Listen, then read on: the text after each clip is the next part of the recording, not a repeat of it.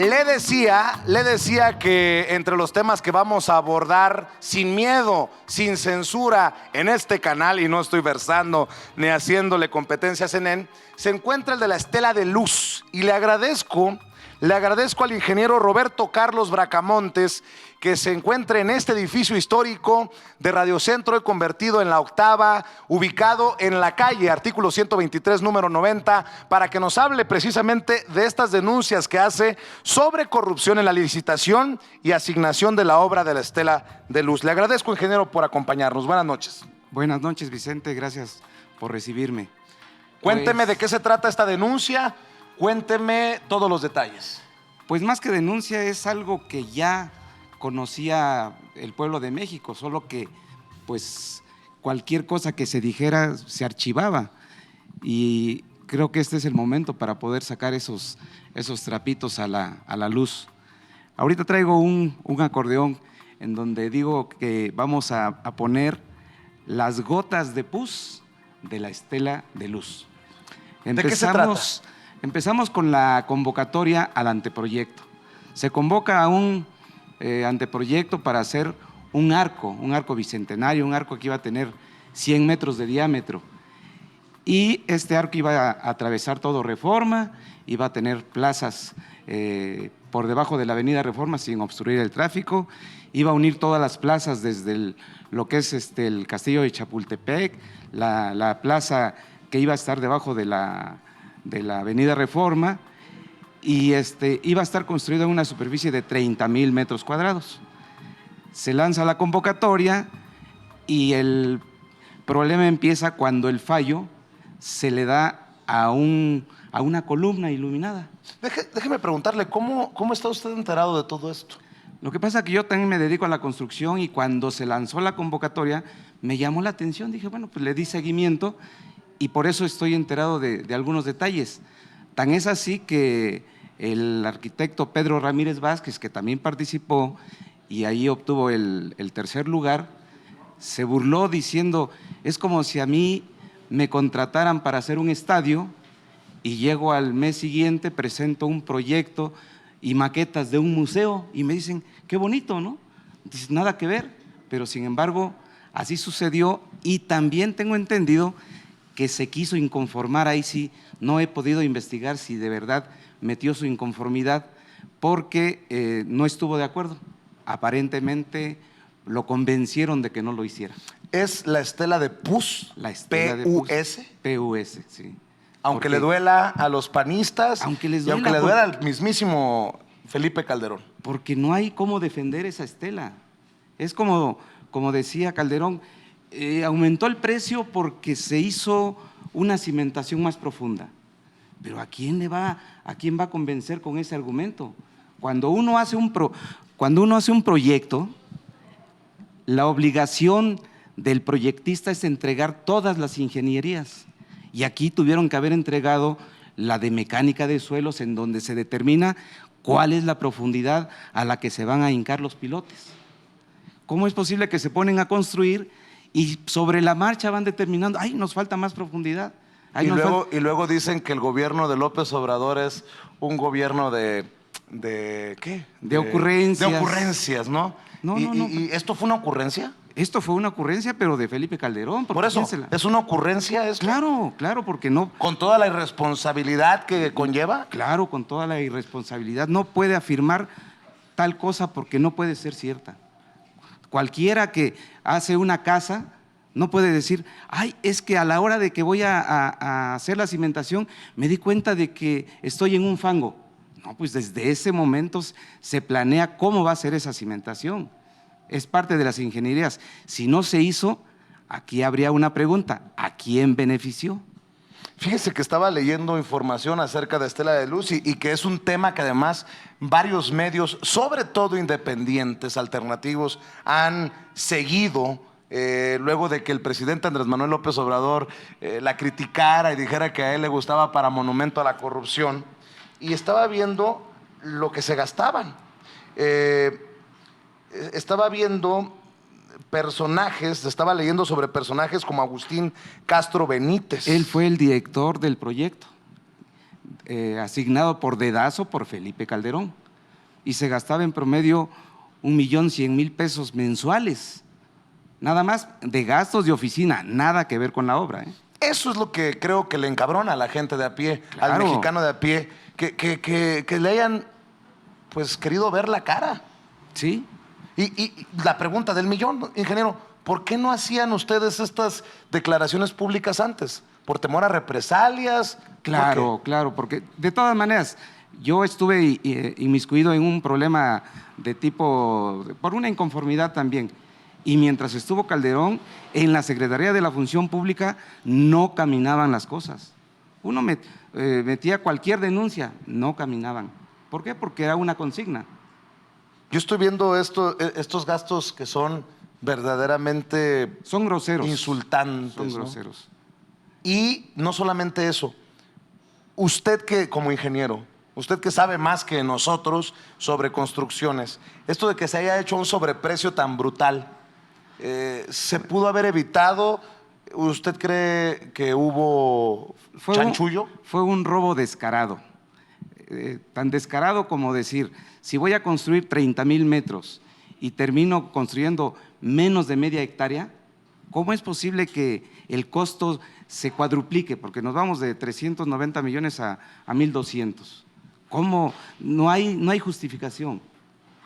¿Por qué? Porque ¿a quién se le da la obra? A una empresa que se llama Gutsa. Y Gutsa había tenido problemas con gobierno federal por la mala obra que había hecho en la Autopista del Sol. Estaba boletinada Gutsa, no podía hacer obra pública. ¿Y cuál fue el argumento con el que salvaron la invitación que le hicieron a Gutsa? Es que fue una invitación directa. ¿Cómo? ¿Las cosas ya cambiaron en este país? Están cambiando. Yo lo estoy viendo que sí están cambiando. ¿Qué tan importante es para usted, ingeniero Roberto Carlos Bracamontes, que desde el presidente de la República empiece a hablar de corrupción y empiece a señalar estas cosas? A mí me da mucho gusto eso.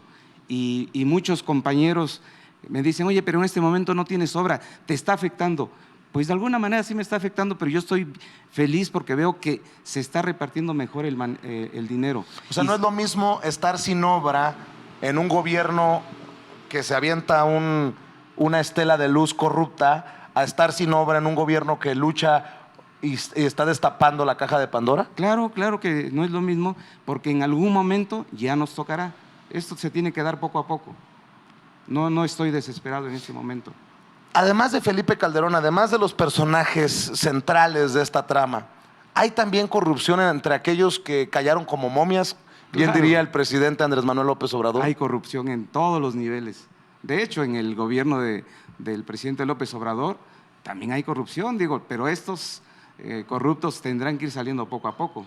¿Los viene arrastrando de otros gobiernos?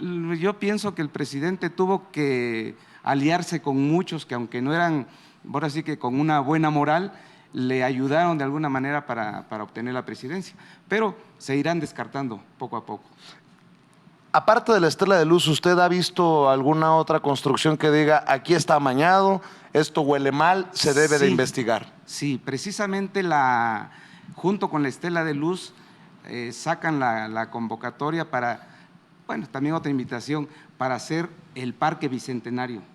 Aquí hablamos de más de 300,000 metros cuadrados. Dice Felipe Calderón que sacaron millones de metros cúbicos de tierra porque había petróleo, ¿no? Y resulta que esto casi no se sabe. Está concesionada a una empresa privada ahorita ese Parque Bicentenario. ¿Cómo? Sí, o sea, una empresa privada tiene ¿no es público per se? Es público, entre comillas, pero ya empezaron por cobrar, por ejemplo, el estacionamiento. El estacionamiento ya cuesta 50 pesos. Por una empresa Por privada. Una empresa privada que tiene un subsidio del gobierno, en este caso federal, para poder darle mantenimiento a ese parque. Y ahorita estoy pensando que no vaya a suceder lo mismo que defendió el senador, el diputado Noroña cuando querían privatizar el Campo Marte, que lo tenía una empresa privada y pues querían hacer un fraccionamiento, ¿no? Sí, un gran desarrollo. Entonces, no quiero pensar mal, pero este Parque Bicentenario está concesionado a 25 años. ¿No le da en este México del 2019, diciembre de 2019, temor hacer estas declaraciones públicas, y se lo digo porque pues me dice que por represalia se aguantó. ¿No le da temor? ¿Por qué No, hasta ahora? No, ahorita no. Yo creo que incluso la gente ya puede caminar más tranquila por la calle. Creo que sí han cambiado las cosas. Y hay mucha violencia, que digo, aquí dice un refrán, piensa mal y acertarás. Creo que es producida por los mismos enemigos del sistema. Bueno, esa es una opinión Por eso, política, es personal, ¿no? es personal. A ver, ingeniero, el expresidente y su camarilla de achichincles, con mucho respeto, está haciendo, ya se le está siguiendo un proceso en su contra. Sí.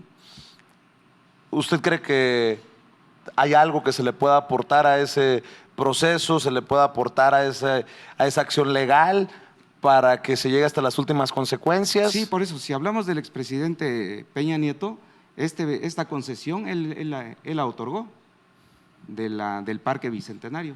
No, hay muchas cosas que se le pueden sacar a Peña Nieto, bueno, y a todos los expresidentes. No se salva ninguno de los tres últimos, ¿no? Entonces usted como ingeniero, nada más para ir cerrando, para ir resumiendo, usted como ingeniero dice, sí, mi experiencia me lleva a señalar que hubo un cochinero. Hubo un cochinero y que por donde se le apriete, sale pus. Pues ingeniero Roberto Carlos Bracamontes, Vicente, gracias por acompañarnos, gracias por confiar en nosotros. Claro. Sé que nos ha estado buscando.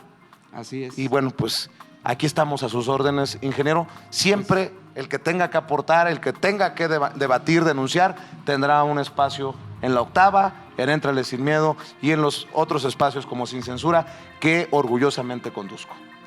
Gracias, Vicente, y pues creo que eres la persona idónea para hacer este tipo de declaraciones, porque las radiodifusoras o las televisores convencionales, pues no creo que den esa oportunidad.